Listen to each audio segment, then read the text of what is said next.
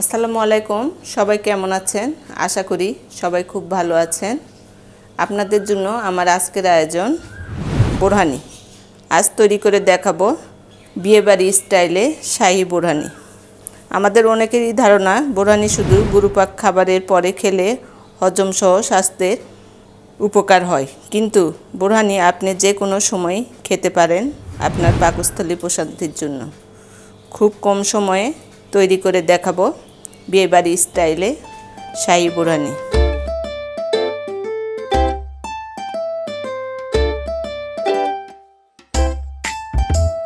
তার জন্য আমি এখানে নিয়েছি 1 কাপ টক দই নিয়েছি টক দইটা দিয়ে দিলাম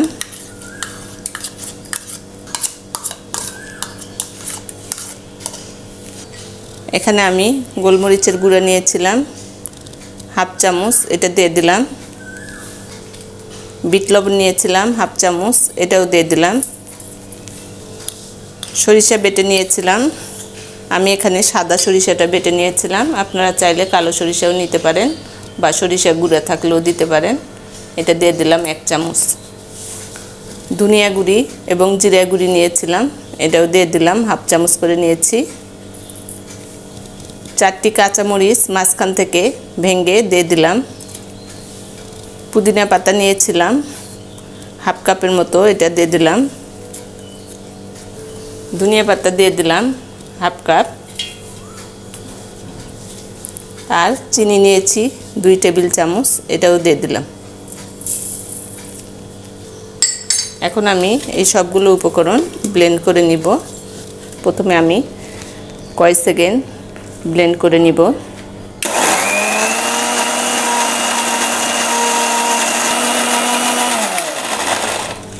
এখন আমি পানি দিব মেজারমেন্ট কাপে 2 কাপ আমি যে টক দই নিয়েছিলাম এটা ধুয়েই পানি দিয়ে দিলাম আমি এখানে ঠান্ডা পানি ব্যবহার করছি আবারও ব্লেন্ড করে নিব প্রায় 30 সেকেন্ডের মতো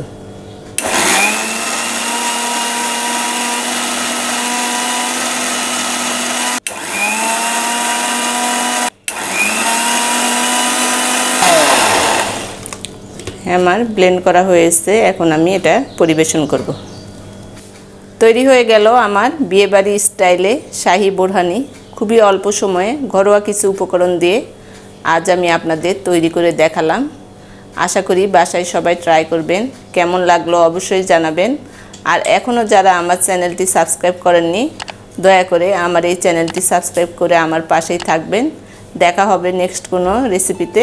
সেই পর্যন্ত সবাই ভালো থাকবেন আল্লাহ হাফেজ